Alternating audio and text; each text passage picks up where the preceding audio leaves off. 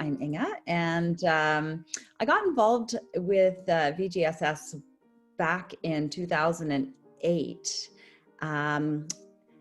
Actually, I think it was 2007. I was in a show with the Victoria Operatic Society. It was The Music Man, and George Corwin was directing. And I had such fun. I played Mary in the librarian, which was a super fun role.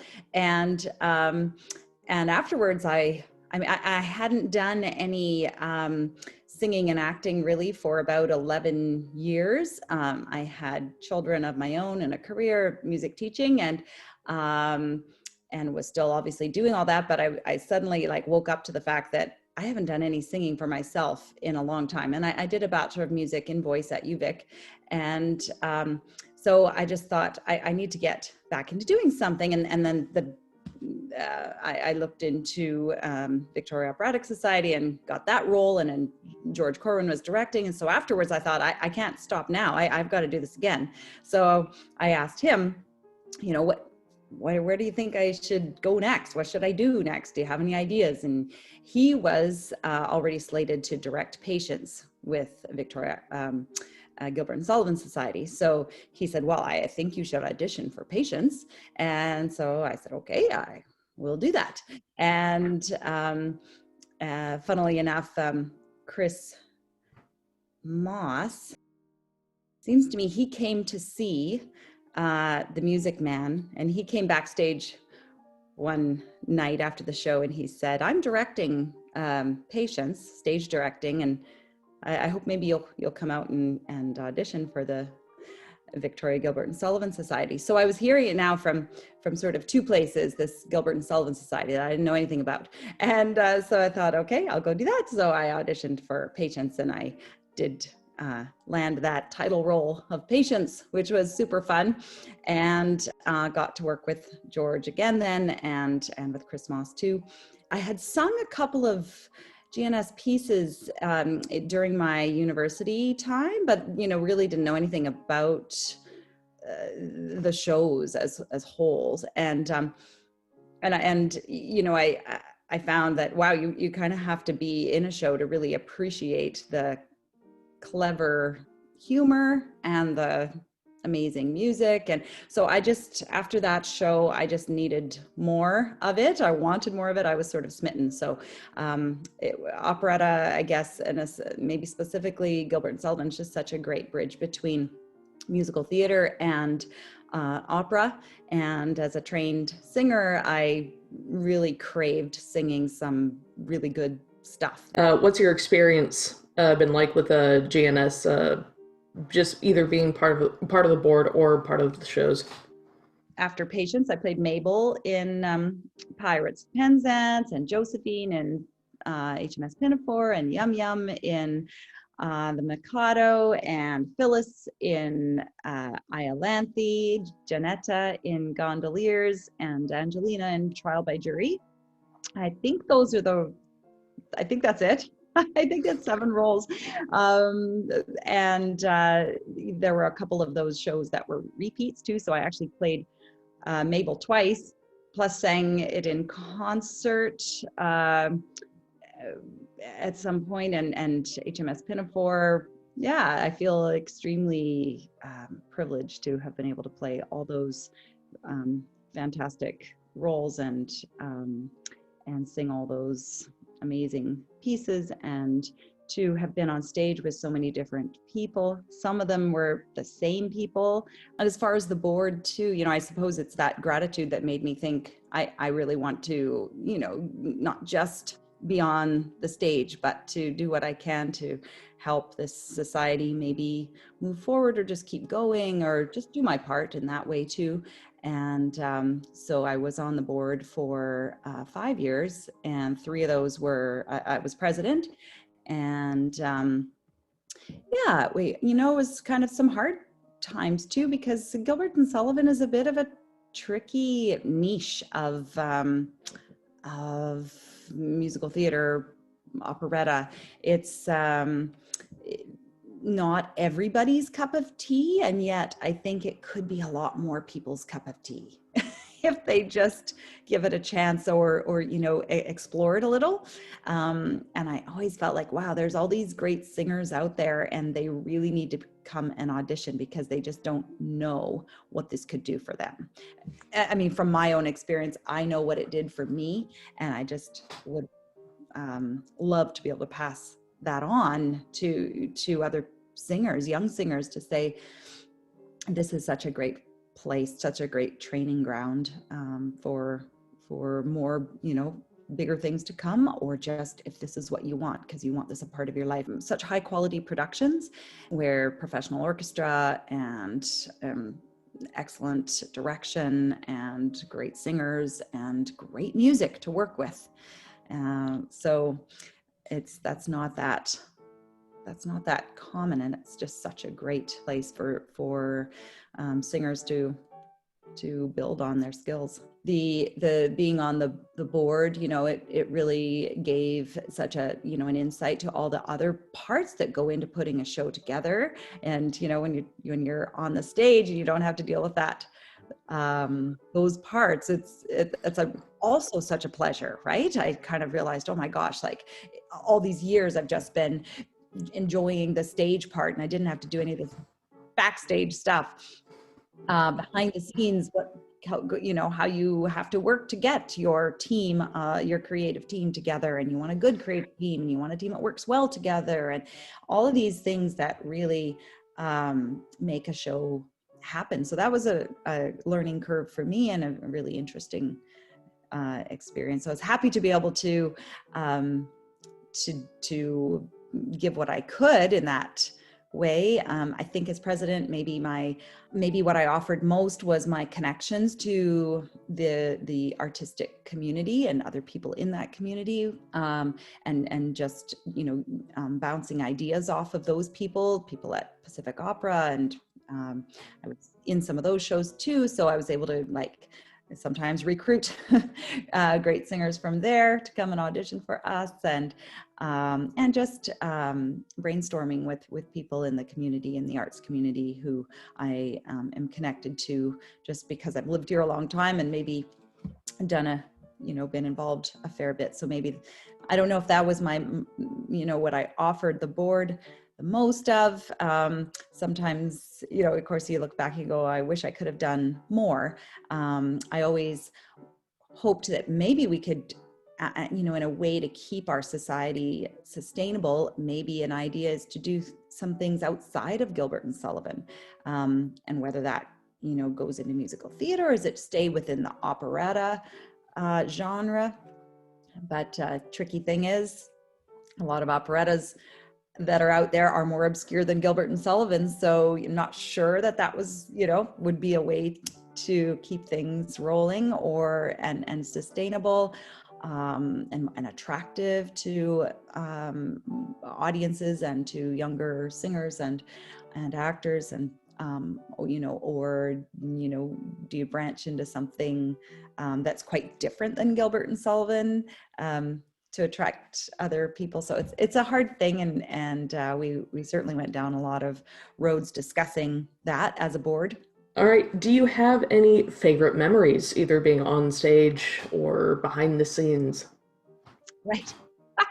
Yeah, I was thinking about that. And it's funny that the things that come back as the favorite memories are the mistakes you made, or the freaky things that happened on stage.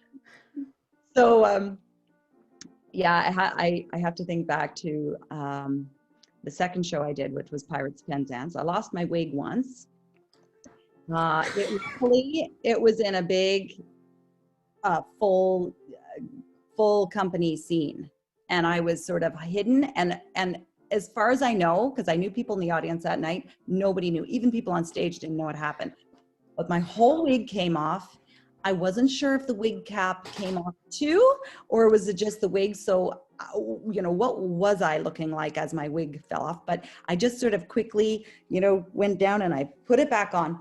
But it was near the end of the show, and then I had this solo at the end, and I'm, had to be out front. And meanwhile, I'm thinking, I wonder if my wig is on crooked, or is my wig cap hanging halfway out?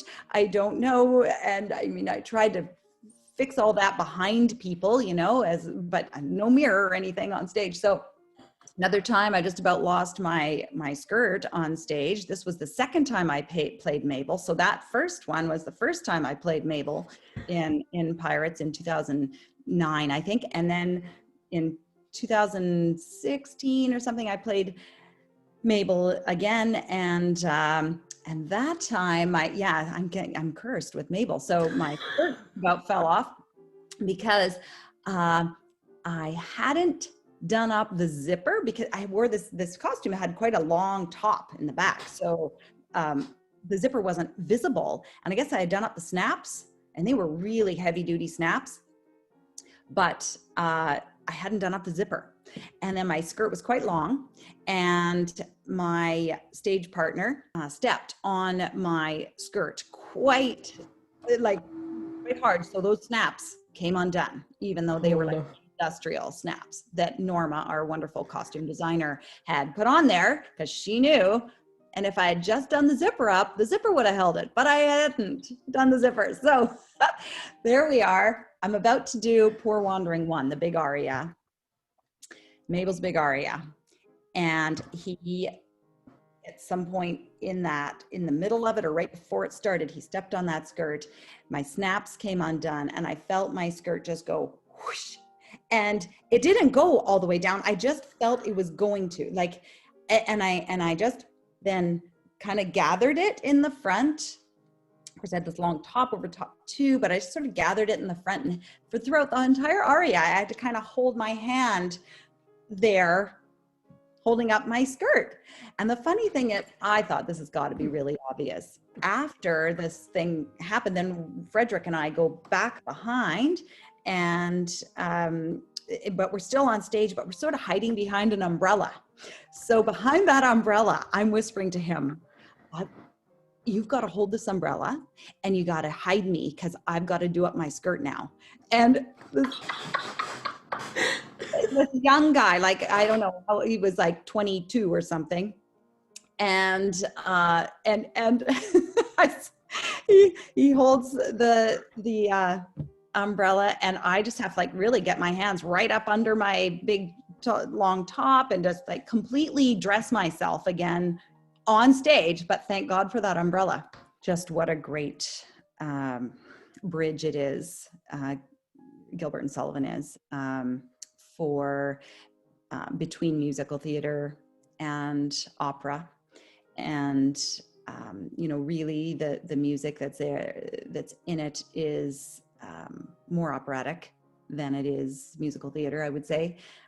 Really requires trained voices, and it's such a great training ground for that, and place to get that experience. Maybe get an experience as in a lead role, whereas in an opera, you might, as a singer, an up-and-coming singer, you might be more likely to sing in the chorus until you land that big role. But then again, lead roles in full-blown operas for professional companies, you can't have another job. That is your job, and you're going to be doing that from 8 to 5. If this is something that you just love to do, and you have the training, and you want a place to use it and express it, then this is a place to do it. Do you have a favorite quote from any of the shows that you've done? Right. There's the ones that I find myself just saying all the time, like, very pretty, very pretty. And I don't even remember which show it's from. I think it might be, it's either Pinafore or Pirates, but I don't remember which one. And the men say it. All right. Thank you very much for agreeing to be a part of this interview. And I hope I do you justice. You have a lot of amazing stories. Don't feel you have to use them all. If I can also say, like, that, I suppose just another bit of thanks, but also for people who, are wondering, should I get involved in a show? should I take that risk? And, you know, life's about taking risks and doing things maybe you haven't done before. I mean, it's not just about that, but that can be such a growing experience. And I just, again, you know, feel thankful that I had this venue to grow as a musician and an actor, and I think more importantly, a person, by learning to take risks and to have that safe place to do it, with such supportive people around me. And I feel like the Gilbert and Sullivan Society is just full of those people. There aren't people out, they aren't people that are judging you. They're people who are there to support you.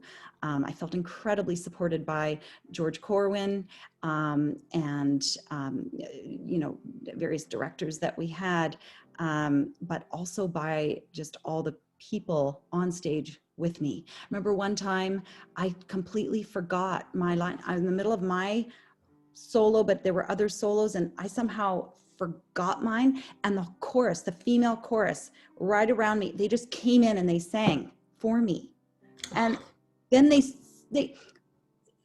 apologized, some of them, you know, in the dressing room afterwards, as if I might be upset that they sort of took my line. And I just went, no, like I felt such love in that moment that you just somehow knew she lost, I don't know where she is, but we'll sing it. And, you know, they covered for me. So these are the beautiful things that happened. And you know, I think also when you take on a role, you learn about yourself through that role. It kind of, for me, you know, allowed me to tap into my whole self and learn about that, learn about parts of myself I didn't even know before. And that's big. I hope we can all do it again in the future, in not too long a future, when it's safe to do so. And I encourage anyone to get involved.